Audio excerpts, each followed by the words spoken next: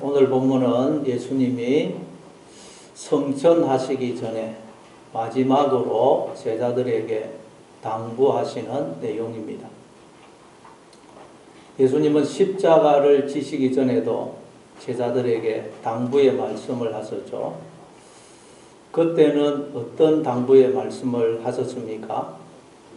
여러 가지가 있지만 제일 중요한 말씀은 요한복음 13장 34절입니다. 새 계명을 너희에게 주노니 서로 사랑하라. 내가 너희를 사랑한 것 같이 너희도 서로 사랑하라.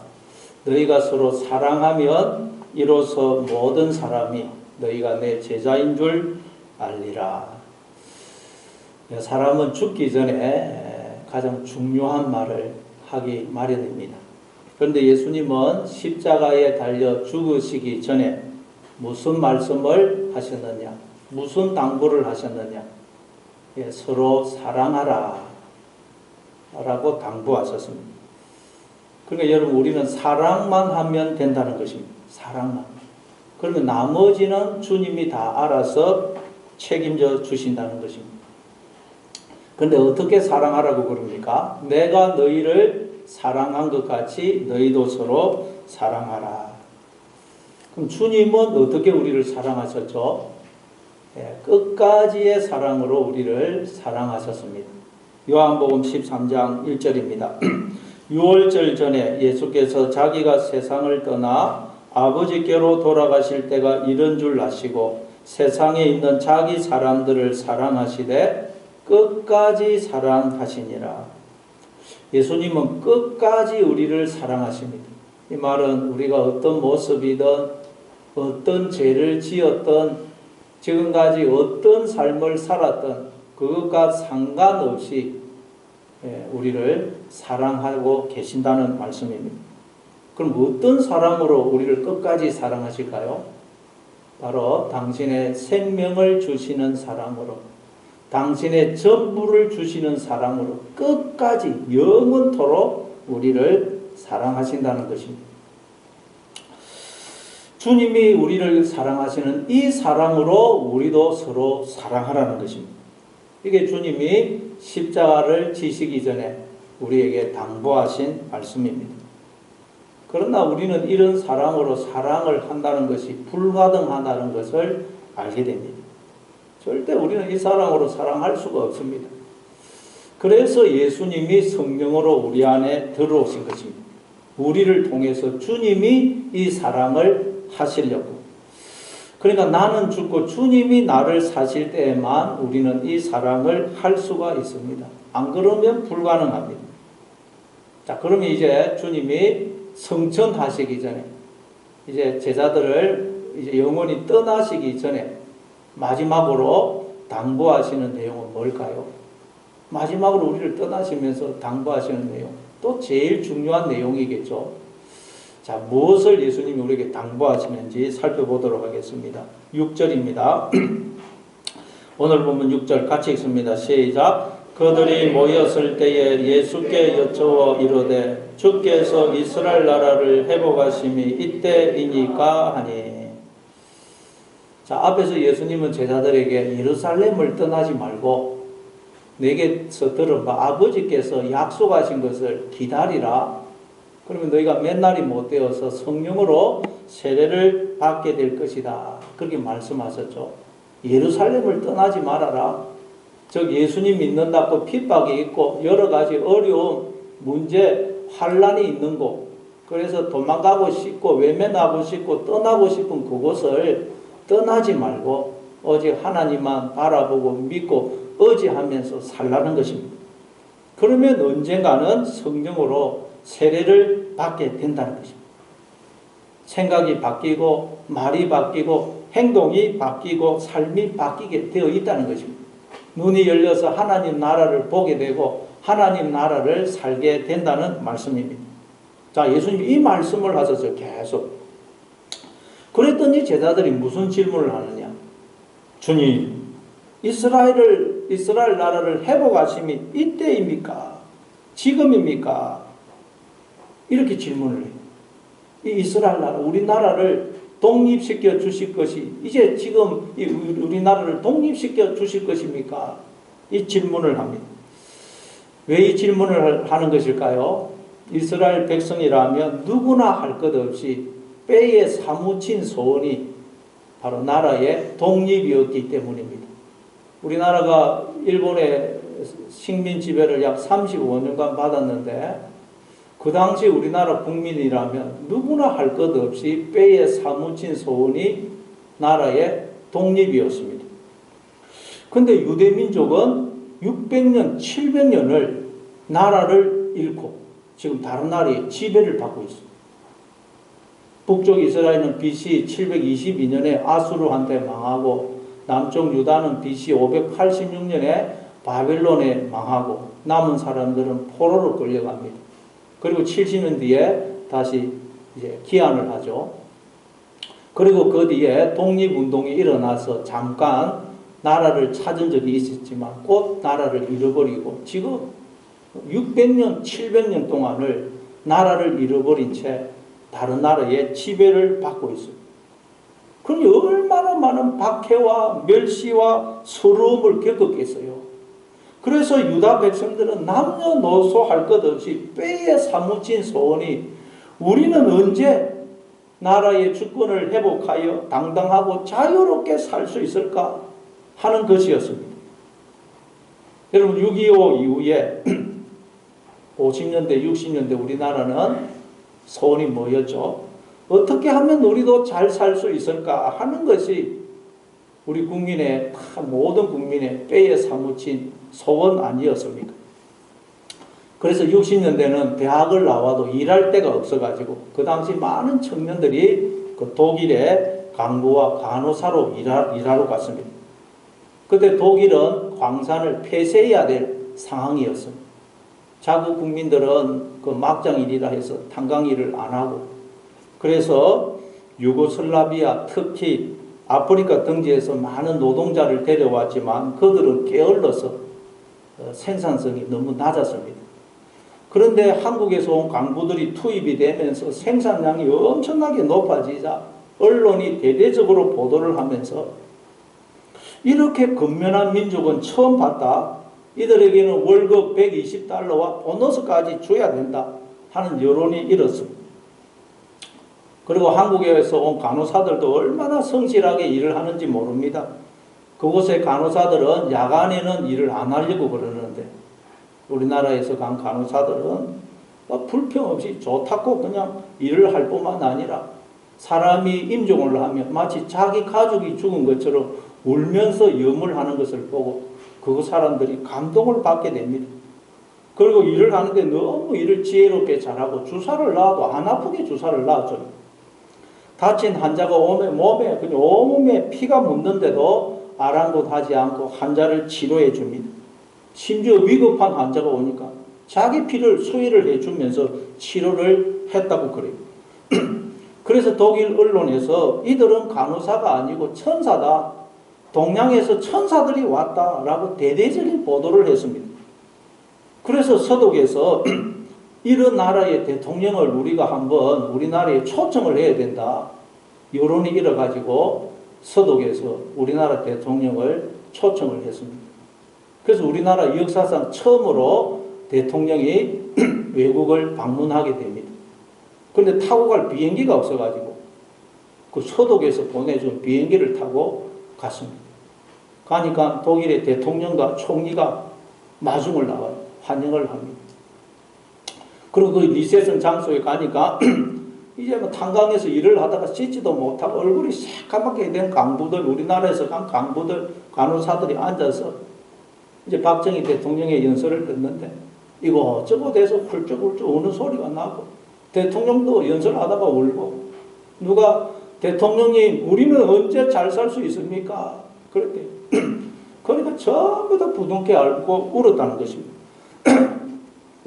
그리고 이제 연설을 마치고 박정희 대통령과 유경선 여사가 그 독일의 대통령과 차를 타고 오는데 계속 박정희 대통령이 눈물을 흘리면서 울고 있으니까 독일의 그 리비케 대통령이 손수건으로 그 대통령의 눈물을 박정희 대통령의 눈물을 닦아주면서 걱정하지 마십시오. 우리가 도와주겠습니다. 그렇게 위로를 했다고 그래요. 그래서 그 당시 서독이 3억 마르크를 우리나라에 빌려주어서 그것으로 종잣돈을 삼아서 서서히 경제를 일으키게 된 것입니다. 지금 우리 이렇게 잘 살게 되었지만 50년대, 60년대 우리나라는 세계에서 제일 못 사는 나라 중에 하나였습니다. 그때 우리의 소원은 언제 우리도 잘 살 수 있습니까? 우리는 언제 잘 살 수 있습니까? 였습니다. 그러니 만약 우리가 일본의 식민 지배를 받고 있을 때 예수님이 우리를 찾아오셨다면 우리는 전부 다 주님 우리는 언제 독립을 할 수 있습니까? 하고 물었을 것입니다. 모든 기도의 제목이 이거였을 거예요. 왜? 모든 우리의 관심은 독립이었기 때문입니다. 예수님이 아무리 좋은 설교를 해도 그건 귀에 안 들어오고 그래서 주님 우리는 언제 독립할 수 있습니까? 우리는 언제 주권 국가에서 자유롭게 살 수 있습니까? 하고 물었을 것입니다. 그리고 50년대, 60년대 우리가 정말 못 살았을 때 주님이 우리를 찾아오셨다면 우리는 또 주님 그래서 우리는 언제 잘 살 수 있습니까? 하고 물었을 것입니다. 그런데 유대인들은 지금 600년, 700년을 나라를 잃어버리고 다른 나라의 지배를 받고 있어요. 그러니 이들의 모든 관심 소원은 나라의 독립이었습니다. 그러니 예수님이 아무리 하나님 나라에 대해서 이야기를 해도 그건 귀에 안 들어오고 그래서 주께서 이스라엘 나라를 회복하심이 이때입니까? 이제 우리나라도 독립되는 것입니까? 하고 묻는 것입니다. 그럼 오늘 우리도 마찬가지입니다. 우리가 예배를 드리고 찬송하고 말씀을 듣지만 우리의 모든 관심은 내가 처한, 내가 당면한 그 문제, 어려움 그게 다 있어요. 그래서 질병으로 고통받는 분들은 주님 나에게 있는 이 질병 언제 나을 수 있습니까? 언제 저의 이 병을 고쳐주실 것입니까? 하고 물을 것이고 경제적으로 늘 어려움을 당하시는 분들은 주님 저희 가정은 언제 경제적으로 여유가 있겠습니까? 하고 물을 것입니다. 또 어떤 분들은 주님 우리 자녀는 언제 취직을 하며 언제 결혼을 할 수 있습니까? 하고 물을 것이고 또 어떤 분들은 주님 우리 가정은 좀 언제 화목해지겠습니까? 언제 나에게 주어진 이 어려움이 이 문제가 해결되겠습니까? 이 열악한 환경이 좀 언제 좋아지겠습니까? 하고 물을 것입니다. 우리는 육신을 입고 이 땅을 살아가기 때문에 어쩔 수가 없어요. 우리의 모든 관심은 거기에 있어요. 자, 그러자 예수님이 어떻게 대답을 하십니까? 오늘 보면 7절입니다. 오늘 보면 7절 같이 읽습니다. 시작. 이르시되 때와 시기는 아버지께서 자기의 권한에 두셨으니 너희가 알 바 아니요. 예수님은 이 땅에 오셔서 무엇에 대해서 말씀하셨죠? 줄기차게 하나님 나라에 대해서 말씀하셨습니다. 공생애를 시작하시면서도 회개하라 천국이 하나님 나라가 가까이 왔느니라 그렇게 선언하셨어요. 3년 동안 제자들에게도 하나님 나라에 대해서 말씀을 하셨어요. 그리고 부활하신 후 40일 동안도 제자들에게 하나님 나라에 대해서 말씀을 하셨습니다. 그게 사도행전 1장 3절이죠. 그가 고난받으신 후에 또한 그들에게 확실한 많은 증거로 친히 살아계심을 나타내사 40일 동안 그들에게 보이시며 하나님 나라의 일을 말씀하시니라. 이처럼 예수님은 이 땅에 오셔서 우리에게 끊임없이 하나님 나라에 대해서 말씀을 하셨습니다. 그런데도 제자들은 예수님의 말씀을 전혀 못 알아듣고 엉뚱한 질문을 하는 엉뚱한 질문. 이 우리나라가 이제 독립할 것입니까? 그 질문을 하는 거예요. 그러니 여러분, 만일 우리가 예수님이라면 어떻게 하겠어요? 야, 이놈들아, 귓구멍이 막혔냐? 내가 지금까지 하나님 나라에 대해서 그렇게 이야기를 했는데도 너희들이 그 하나님 나라를 상속받아서 그 하나님 나라를 살아야 된다고 그렇게 귀에 못이 박히도록 이야기를 했는데 왜 엉뚱한 이야기를 하고 있어? 너희들 짐승이야? 이러지 않겠어요? 근데 예수님은 전혀 제자들을 야단치지 않으십니다.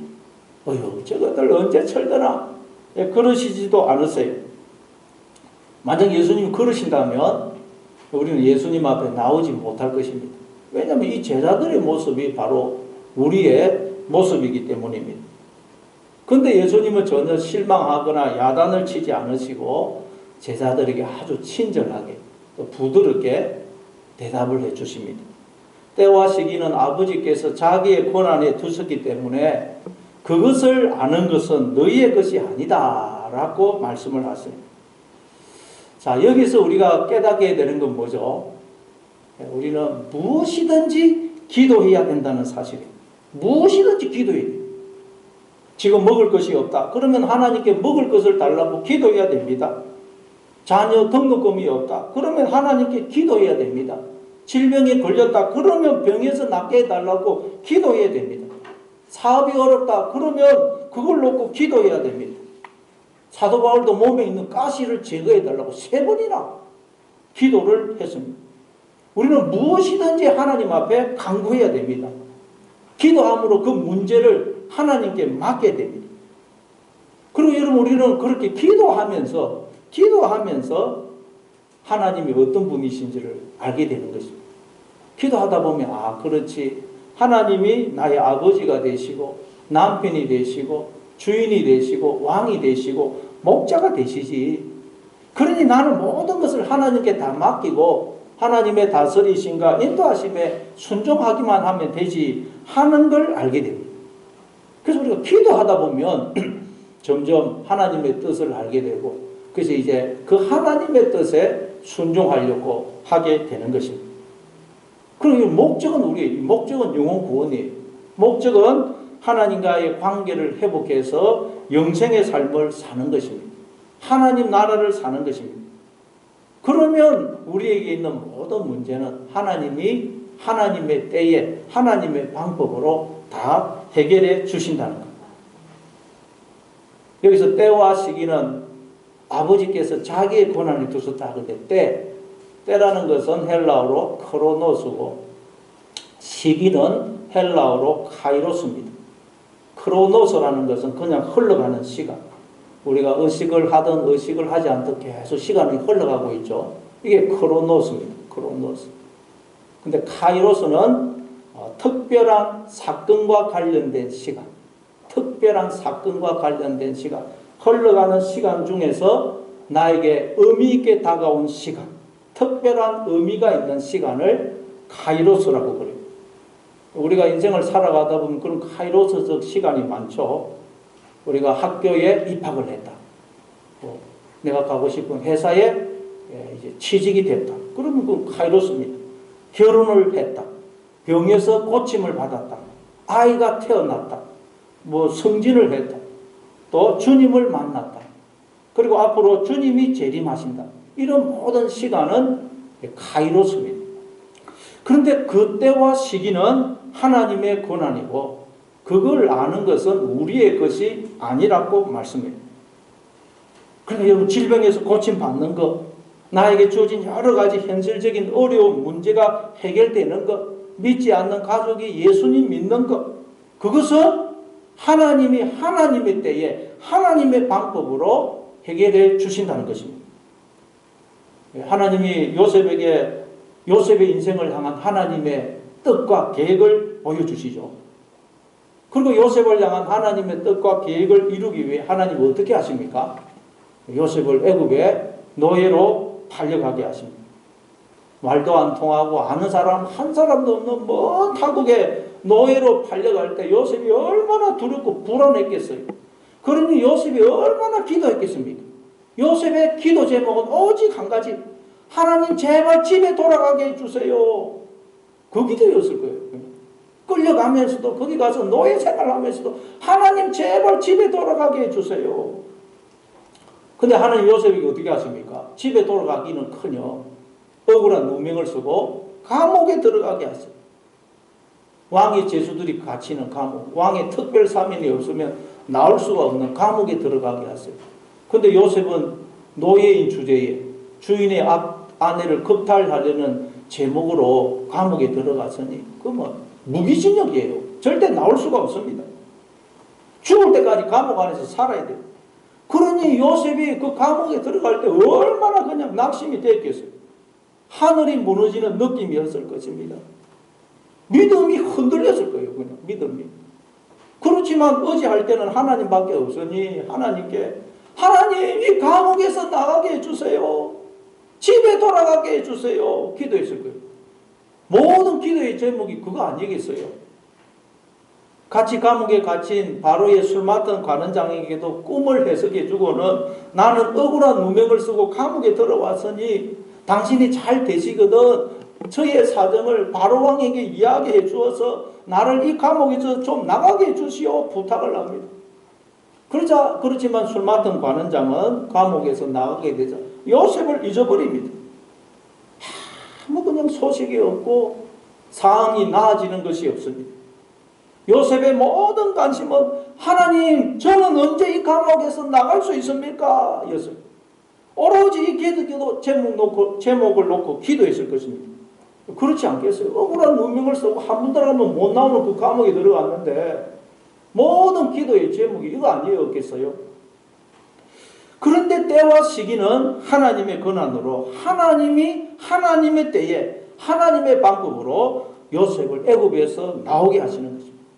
하나님이 요셉을 그 노예 생활과 감옥 생활을 통해서 충분히 연단을 시키시고 훈련을 시키자 그를 감옥에서 나오게 하셔서 애굽의 총리가 되게 하시는 것입니다. 요셉으로서는 갑자기 감옥에서 나오게 된 것도 이 꿈만 같는데 감옥에서 나오자 애굽의 총리가 되더라는 것입니다. 요셉이 이걸 상상이나 했겠습니까? 이게 우리를 향해 가지신 하나님의 뜻이고 계획이라는 거예요. 이 하나님의 뜻과 계획을 하나님은 우리에게 지금 이루어가고 계시다는 것입니다. 그러니 우리에게 있는 질병도 여러 가지 어려움, 문제도 결핍도 하나님이 하나님의 때에 하나님의 방법으로 해결해 주신다는 것입니다. 그걸 통해서 하나님은 우리를 연단시키시고 훈련시키시는 것입니다. 나를 향한 하나님의 그 놀라운 뜻과 계획을 이루어가고 계십니다. 그럼 우리는 어떻게 해야 될까요? 기도 안 해도 됩니까? 해야 됩니다.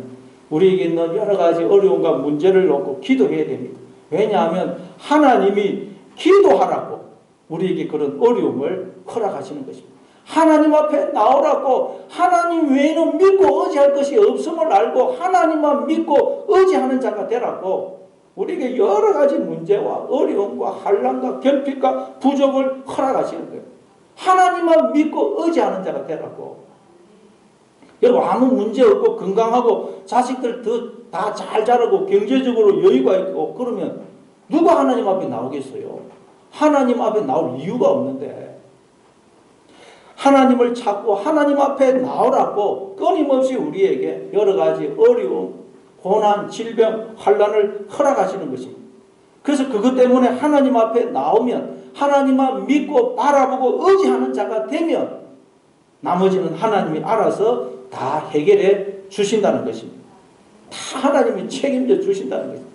자, 그래서 예수님이 이렇게 말씀하십니다. 8절입니다. 자, 오늘 보면 8절 같이 있습니다. 시작. 오직 성령이 너희에게 마시면 너희가 권능을 받고 예루살렘과 온 유대와 사마리아와 땅끝까지 이르러 내 증인이 되리라 하시니라. 예수님에 의하면 우리에게 정말 필요한 것은 당장 내 눈앞에 있는 어려움, 문제, 그런 환난이 해결되는 것이 아니라는 거예요. 우리에게 지금 당장 필요한 것은 경제적으로 여유가 있어지고 질병이 낫고 사업이 잘 되고 세상적으로 성공하는 것이 아니라는 것입니다. 우리에게 지금 정말 필요한 것은 우리가 권능을 받는 것이라고 말씀합니다. 권능을 받아야 된대요. 권능.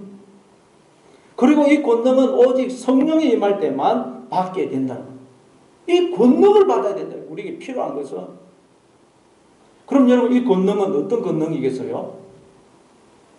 우리가 성령이 임하면 받게 되는 이 권능, 바로 성령의 다스림과 지배를 받게 되므로, 즉 성령으로 세례를 받게 되므로 지금 여기서부터 하나님 나라를 살게 되는 능력입니다. 지금 여기서부터 영생을 살게 되는 능력이에요. 나와 함께 하시는 주님과 더불어 삶을 살게 되는 능력입니다. 빌립보서 4장 13절입니다. 빌립보서 4장 13절 같이 읽습니다. 시작. 내게 능력 주시는 자 안에서 내가 모든 것을 할 수 있느니라. 성령이 너희에게 임하시면 너희가 권능을 받고 할 때 그 권능, 디나미스입니다. 디나미스. 근데 여기서 빌립보서 4장 13절에서 내게 능력 주시는 자, 능력 주시다. 이건 엔디나모인데 두 단어 다 같은 어근에서 나왔습니다. 그러니까 성령이 임하여 우리가 권능을 받게 되면 우리도 사도 바울처럼 모든 것을 할 수 있게 된다는 거예요. 성령이 임하여 우리가 권능을 받게 되면 모든 것을 할 수 있게 됩니다. 이게 무슨 말일까요? 내가 꿈꾸는 거, 내가 계획하는 거, 원하는 거 다 할 수 있다는 말입니까? 그런 말이 아닙니다. 앞에 이 말씀은 앞에 연결되는 말씀인데 빌립보서 4장 11절 12절입니다. 빌립보서 4장 11절 12절 같이 읽습니다. 시작. 내가 공핍함으로 말하는 지 아니라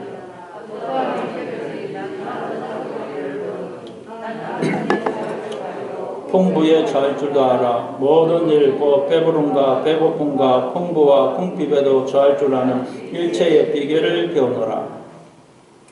사도 바울은 성령의 임함으로 권능을 받아서 어떤 형편에 처하든지 자족하는 법을 배웠다고 말씀합니다. 그래서 비천에 처할 줄도 알고 풍부에 처할 줄도 알게 되었다는 것입니다. 비천에 처할 줄을 알게 되었다는 말은 비록 내가 지금 가진 것이 없고 아무것도 이룬 것이 없고 병들고 별 볼 일 없는 비천한 모습이지만 나는 하나님의 자녀로 하나님의 모든 것을 다 가진 진짜 존귀하고 부유한 자라는 것을 알기에 비천에 처해도 비굴해지거나 위축되지 않고 당당하고 여유가 있고 감사할 수 있었다는 말이에요. 우리는 비천에 처하면 여유가 없어지고 위축이 됩니다. 근심 걱정에 사로잡힙니다. 비굴해져요. 얼굴 표정이 달라집니다. 당장표가 나요. 그러나 사도 바울은 비천에 처해도 나는 하나님의 자녀로 하나님 나라를 상속받기 위해 잠시 훈련받고 있는 것이다. 아버지의 모든 것이 내 것이다 하는 것을 알았기에 당당하고 여유가 있고 소망이 있고 감사하고 기뻐하고 찬송했다는 말입니다. 여러분도 비천에 처하는 법을 배우시기 바랍니다. 풍부에 처할 줄도 알았다는 말은 가진 것이 많고 하는 일이 잘 되고 성공하고 사람들로부터 인기와 박수를 받을 때에도 나는 죄인이다. 이 모든 것은 하나님이 하신 것이다 하는 걸 알고 거기에 마음을 빼앗기지 않았다는 말입니다. 교만하지 않았다는 말입니다. 오직 하나님께만 모든 감사와 존귀와 영광을 돌렸다는 말입니다. 그래서 모든 일, 곧 배부름과 배고픔과 풍부와 궁핍에도 처할 줄 아는 일체의 비결을 배웠다는 것입니다. 그리고 우리가 살아가다 보면 때로는 배가 부를 수도 있고 때로는 배가 고플 수도 있고 때로는 풍부할 수도 있고 때로는 궁핍할 수도 있습니다. 그러나 그런 것들이 내 마음을 빼앗아가지 않았다는 것입니다. 그런 것들이 나에게서 기쁨과 감사와 찬송을 빼앗아가지 못했다는 것입니다. 그것 때문에 내가 비굴해지거나 또는 그것 때문에 교만해지거나 하지 않았다는 말이에요. 어떤 상황에 처하든 주님으로 인하여 항상 기뻐하고 감사하고 만족하고 사랑하고 찬송할 수가 있었다는 것입니다. 원수를 사랑하고 나를 박해하는 자를 위해 기도할 수 있었다는 말이에요. 어떤 상황에서든 하나님 나라를 사는 법을 배웠다는 것입니다. 나와 함께 하시는 주님과 더불어 사는 인생을 사는 법을 배웠다는 거예요. 이게 우리가 성령이 임하게 되면 얻게 되는 권능입니다. 우리에게 가장 중요한 건 이 권능을 얻는 것이라는 거예요. 이걸 또 사도 바울은 부활의 권능이라고 말씀합니다. 부활의 권능. 빌립보서 3장 10절부터 12절입니다. 예, 빌립보서 3장 10절부터 12절 같이 읽습니다. 시작. 내가 그리스도와 그 부활의 권능과 그 고난의 참여함을 알고자 하여 그의 죽으심을 본받아 어떻게 해서든지 죽은 자 가운데서 부활에 이르러 하노니 내가 이미 얻었다 함도 아니요 온전히 이루었다 함도 아니라 오직 내가 그리스도 예수께 잡힌 바 된 그것을 잡으려고 달려가노라. 부활의 권능. 여러분 부활의 권능은 무엇이겠습니까? 나는 죽고 이제 주님이 나를 사시는 것을 말해요. 주님이 부활이시고 생명이시기 때문입니다. 그래서 사도 바울은 나는 오직 그리스도께 사로잡힌 바 된 그것, 그리스도의 포로가 된 그 상태를 향하여 달려간다는 것입니다. 자신의 인생 목적은 주님의 포로가 되는 것이라. 포로. 여러분은 인생을 사는 목적이 무엇입니까? 죄인된 모든 인간의 목적은 하나님으로부터 독립하는 것입니다. 독립. 여러분, 이 세상이 우리에게 주는 메시지, 마귀가 우리를 유혹하는 내용은 오직 한 가지입니다. 너 하나님으로부터 독립해라. 이거예요. 하나님의 간섭에서 벗어나라는 거예요. 옛날에 유행했던 그 가요 중에 내 인생은 나의 것이라는 노래가 있죠. 내 인생은 나의 것, 내 인생은 나의 것, 그냥 나에게 맡겨주세요. 내 인생은 나의 것, 내 인생은 나의 것, 나는 모든 것 책임질 수 있어요. 여러분, 이게 인간의 모든 목적이, 인생을 사는 목적. 하나님으로 독립해서 내가 주인이 되어서 사는 것. 그러나 여러분, 내 인생은 내 것이 아니고 주님의 것입니다. 그리고 우리는 내 인생을 책임 못 집니다. 눈에 보이지도 않는 바이러스가 들어와도 그냥 죽는 게 인간인데, 코만 막으면 죽는데 어떻게 우리가 내 인생을 책임질 수가 있습니까? 주님께 맡길 때 주님이 우리의 인생을 책임져 주시는 것입니다. 따라서 우리 인생의 목표는 뭐가 되어야 되겠어요? 주님께 포로가 되는 것, 주님께 온전히 사로잡히가 되는 것, 그게 우리의 인생의 목적이 되어야 됩니다. 그때 우리에게서 이 부활의 능력이 나타나는 것입니다. 그러니까 여러분, 성령이 임하면 우리에게 주어지게 되는 권능이란 우리가 자원해서 주님의 포로가 될 수 있는 능력입니다. 그전에는 절대 우리는 주님 포로 되기 싫어요.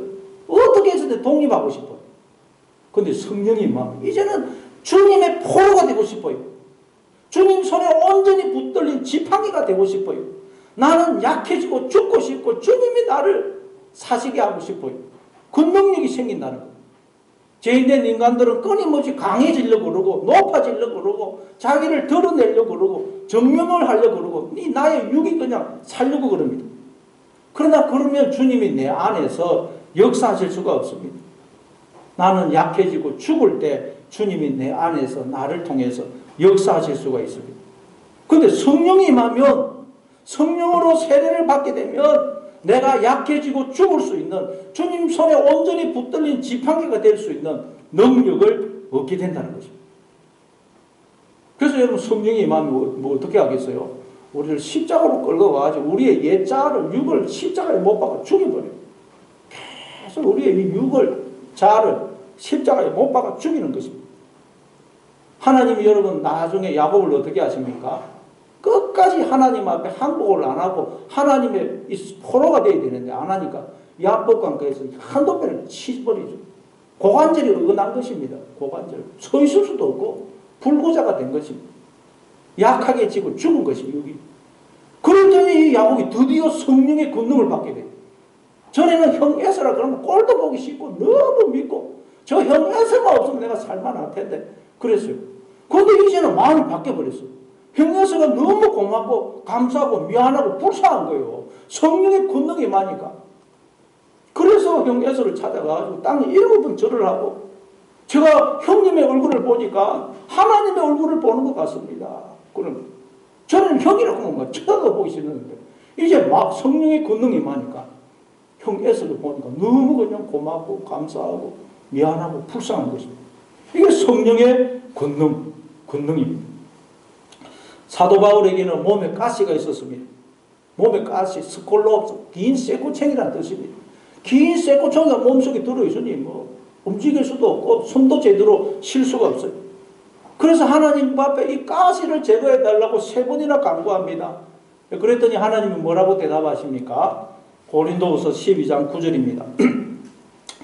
고린도후서 12장 9절 같이 읽습니다. 시작. 나에게 이르시기를 내 은혜가 내게 족하도다. 이는 내 능력이 약한 데서 온전하여 짐이라 하신지라.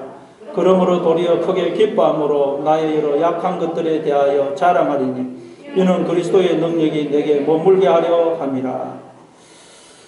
하나님이 사도 바울에게 가시를 허락하셔서 그를 약하게 하신 이유가 뭐라 그래요? 주님의 능력이 사도 바울에게 온전히 임하도록 하기 위해서라는 거예요. 그 가시가 있어서 약해져야 하나님의 능력이 사도 바울에게 온전히 임하게 된다는 거예요. 약해져야. 그래서 사도 바울은 크고 강하고 잘난 것이 아닌 뭘 자랑한다 그래요? 약한 것을 자랑한다. 약한 것. 못나고 실패한 것을 자랑한다는 것입니다. 저는 이렇게 못났습니다. 저는 이렇게 부족합니다. 저는 이렇게 실패했습니다. 그래서 저는 주님의 전적인 은혜가 필요한 사람입니다. 이랬다는 거예요. 그런데 우리는 전부 잘난 거, 똑똑한 거, 강한 거, 성공한 거 이런 거 자랑하죠. 그래서 우리에게서 성령의 능력이, 부활의 능력이 나타나지 않는 것입니다. 자, 그런데 우리가 성령의 권능을 받게 되면 어떻게 된다 그래요? 자, 오늘 보면 1장 8절 다시 한번 읽어보겠습니다. 오늘 보면 1장 8절 다시 읽습니다. 시작. 오직 성령이 너희에게 임하시면 너희가 권능을 받고 예루살렘과 온 유대와 사마리아와 땅끝까지 이르러 내 증인이 되리라 하시니라. 우리가 성령의 권능을 받게 되면 땅끝까지 이르러 내 증인, 즉 주님의 증인이 된다는 것입니다. 증인이라는 말은 이제 주님의 증인이 된다는 말, 우리가 내 삶과 내 존재를 통해서 주님을 드러내어 보여주는 걸 말합니다. 이 말은 다른 말로 나는 누구며 왜 살며 어떻게 살아야 하는지를 세상 사람들에게 알게 해주게 된다는 말이에요. 자, 그런데 땅 끝까지 이르러 증인이 된다고요. 땅 끝까지. 땅 것은 어디입니까? 땅 끝까지 이르러 증인이 된다. 우리가 성령이 임하면. 여러분, 지구는 우리가 물리적으로만 생각해도 지구는 둥글기 때문에 땅 끝은 바로 내 등 뒤입니다. 등 뒤. 지구는 둥글기 때문에 내 등 뒤가 땅 끝이에요. 그러나 여러분, 하나님 입장에서 볼 때 땅 끝의 사람은 누구겠어요? 하나님께 등을 돌리고 있는 사람. 생명의 빛이시고 의의 태양이신 주님을 등지고 있는 사람은 그건 땅 끝에 있는 사람이에요. 땅 끝. 땅 끝이라 햇빛이 비치지를 않아요. 어둡고 춥고 배고프고 고독하고 거할 곳이 없는, 안식처가 없는 곳이 땅 끝입니다. 탕자가 아버지를 떠나 타국에 가죠. 말하자면 땅 끝에 가는 거예요. 땅 끝. 그랬더니 모든 재산을 허비하고 그 백성 중 한 사람에게 붙어 살아요. 그러니까 그 사람이 그를 저 돌로 보내가지고 돼지를 치게 하죠. 그래서 돼지 마구에서 돼지와 같이 살면서 돼지가 먹는 지엽 열매로 배를 불리려고 하지만 그것도 주는 자가 없어서 굶어 죽게 돼요. 그러니까 여러분, 사실은 우리가 다 땅 끝에 있는 거예요. 땅 끝.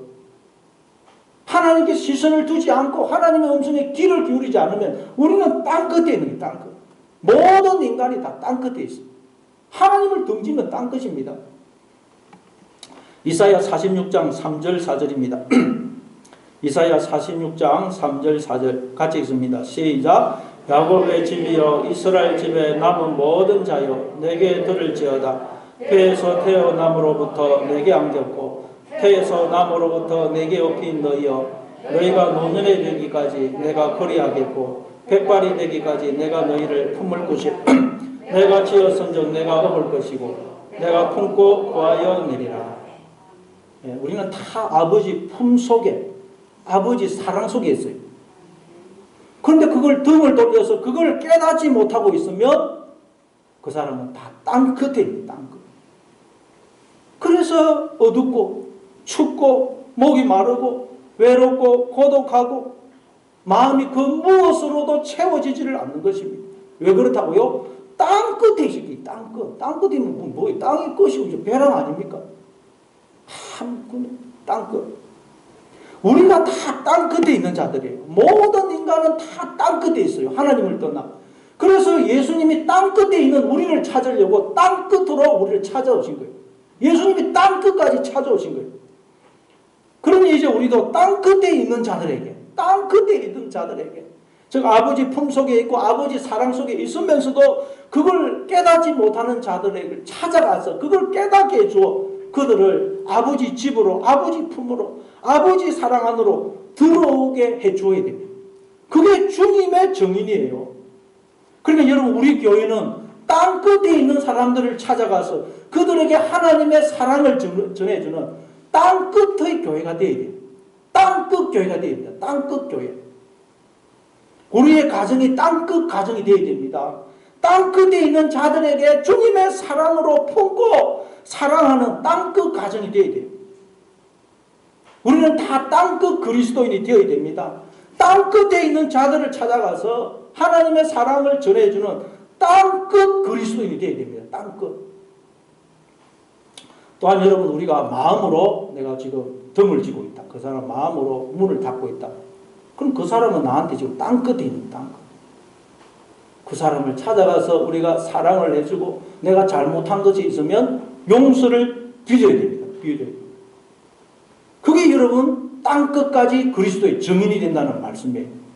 우리는 땅끝 그리스도인이 되어야 됩니다. 주님처럼 땅끝을 찾아가야 돼요. 땅끝.